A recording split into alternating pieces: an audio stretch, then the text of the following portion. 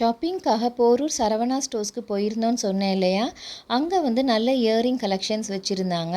நிறைய பேங்கிள் கலெக்ஷன்ஸும் வச்சுருந்தாங்க. நான் இயரிங் கலெக்ஷன்ஸை மட்டும் ஃபோட்டோஸ் எடுத்தேன். பாருங்கள், நல்ல அழகாக இருந்துச்சு. டீனேஜ் கேர்ள்ஸ் போடுற மாதிரி நிறைய கலெக்ஷன்ஸ் வச்சுருந்தாங்க.